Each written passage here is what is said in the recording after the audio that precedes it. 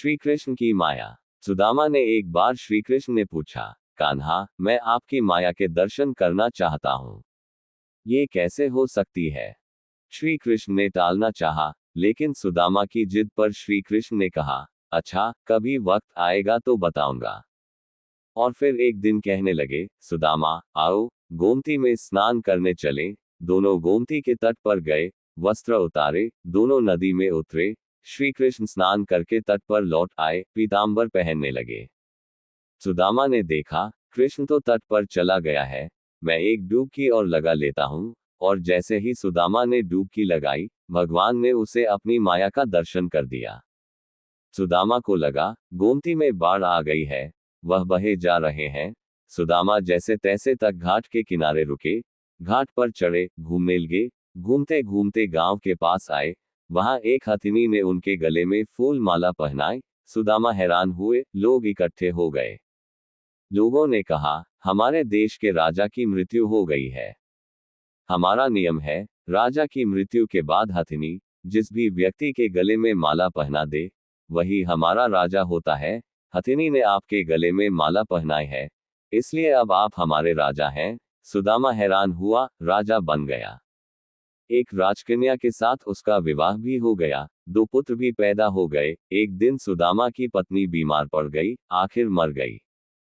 सुदामा दुख से रोने लगा। उसकी पत्नी जो मर गई थी, जिसे वह बहुत चाहता था, सुंदर थी, सुशील थी। लोग इकट्ठे हो गए। उन्होंने सुदामा को कहा, आप रोए नहीं, आप हमारे राजा हैं। लेकिन रानी जहां गई है, वहीं आपको भी जाना है। यह मायापुरी का नियम है। आपकी पत्नी को चिता में अग्नि दी जाएगी, आपको भी अपनी पत्नी की चिता में प्रवेश करना होगा, आपको भी अपनी पत्नी के साथ जाना होगा।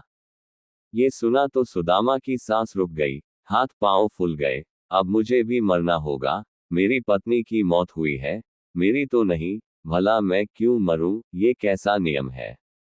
सुदामा अपनी पत्नी की मृत्यु को भूल गया, उसका रोना भी बंद हो गया। अब वह स्वयं की चिंता में डूब गया।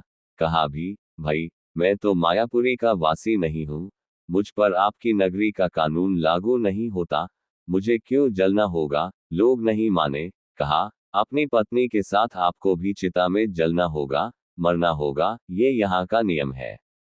आखिर सुदामा ने कहा, अच्छा भाई, चिता में जलने से पहले मुझे स्नान तो कर लेने दो। लोग माने नहीं।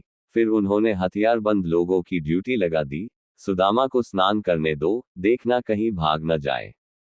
रह रहकर सुदामा रो उठता। सुदामा इतना डर गया कि उसके हाथ पैर कांपने लगे। वह नदी में उतरा, डुबकी लगाई और फिर जैसे ही बाहर निकला, उसने देखा, मायानगरी कहीं भी नहीं। किनारे पर तो कृष्ण अभी अपना पीतांबर ही पहन रहे थे, और वह एक दुनिया घूम आया है, मौत के मुंह से बचकर निकला है। सुदामा नदी से बाहर आया, सुदामा रोए जा रहा था। श्री कृष्ण हैरान हुए, सब कुछ जानते थे, फिर भी अनजान बनते हुए पूछा, सुदामा, तुम क्यों रो रहे हो? सुदामा ने कहा, कृष्ण, मैंने जो देखा है, वह सच था या ये जो मैं देख रहा हूं? श्री कृष्ण मुस्कुराए, कहा, जो देखा भोगा वह सच नहीं था, भ्रम था, स्वप्न था, माया थी मेरी, और जो तुम अब मुझे देख रहे हो, यही सच है। मैं ही सच हूं, मेरे से भिन्न जो भी है, वह मेरी माया ही है, और जो मुझे ही सर्वत्र देखता है, महसूस करता है, उसे मेरी माया स्पर्श नहीं करती।